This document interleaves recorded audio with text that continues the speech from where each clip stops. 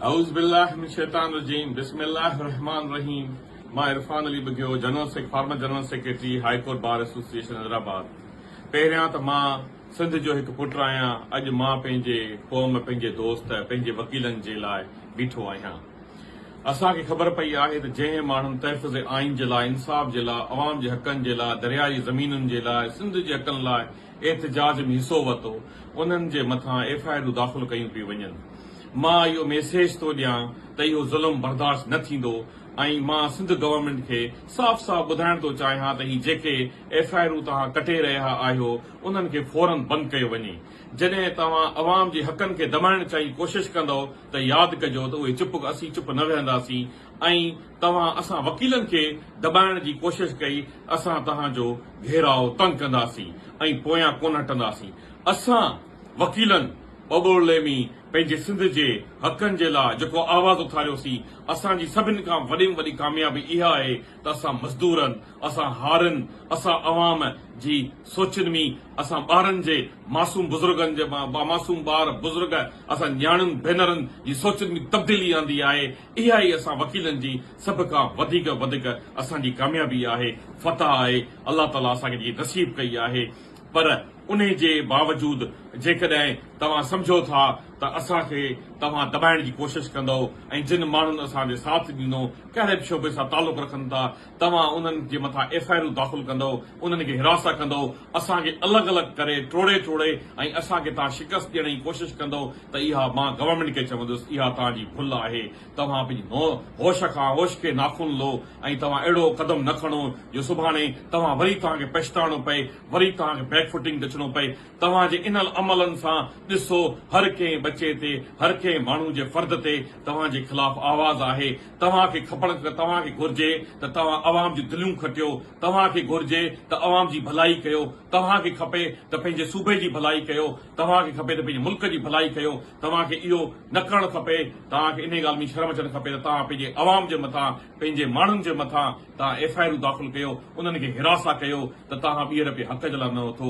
तव्हां इहा ॾिसो त तब्दीली वॾी अची चुकी आहे. हर कंहिं ॻाल्हि में शिकस्त मिलंदी, तव्हांखे परेशानी थींदी.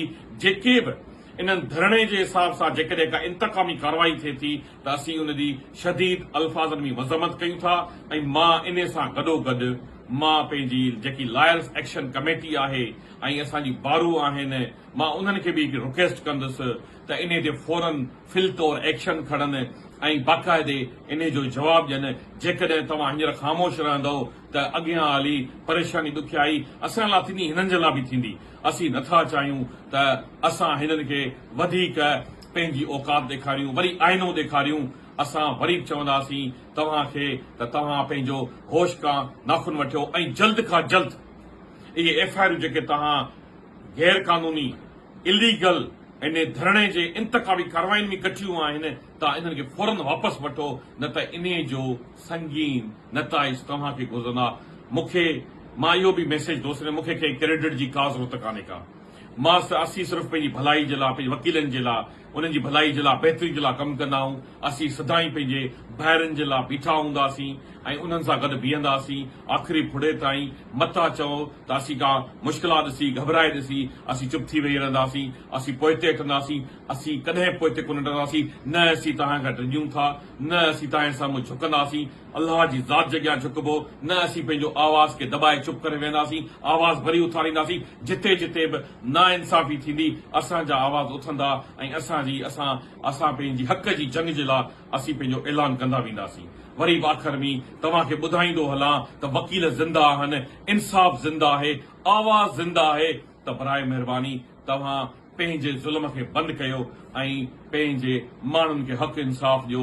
उन्हनि जे मथां ज़ुल्म ऐं जबर न कयो. जॾहिं अवाम जे मथां के हुकूमत ज़ुल्म ऐं जबर कयो आहे, ज़ुल्म जो जबर कयो आहे, त उनखे उनजा माज़ी मां तव्हां उनजो सबक़ वठो त उन सां छा थियो आहे. सभिनी खे वरी बि मुंहिंजे वकीलनि खे गुज़ारिश आहे त पंहिंजो गॾिजी करे हिन जो मुक़ाबिलो कनि ऐं पंहिंजी अवाम खे अकेलो न छॾनि. ऐं जिते जिते असांजा वकील आहिनि, मां उन्हनि खे चवां थो, जंहिं ज़िले में असांजा वकील आहिनि, मां उन्हनि खे बि चवंदुसि त जंहिं ज़िले में गवर्नमेंट सिंध पुलिस कूड़ियूं एफआईआरूं हिन धरणे जे मुंसलिक कटराए थी, उन्हनि पंहिंजे मारूड़नि जा पंहिंजे सिंधी भाइरनि जा जंहिं बि डिपार्टमेंट में असांजी मदद कई आहे उन्हनि जा फ्री ऑफ कास्ट वड़नि केस वड़नि ऐं उन्हनि जी मदद कनि। आख़िर में मां तव्हां सभिनी खे चवंदुसि असीं वरी बि आराम सां गवर्नमेंट ऑफ सिंध केस पे आराम सां न वेहंदासीं जेसि ताईं तव्हां पंहिंजा इहे पंहिंजूं हरकतूं बंदि न कंदो। वकिला इताद जिंदाबाद ऐं पाकिस्तान जिंदाबाद। जी सिंध।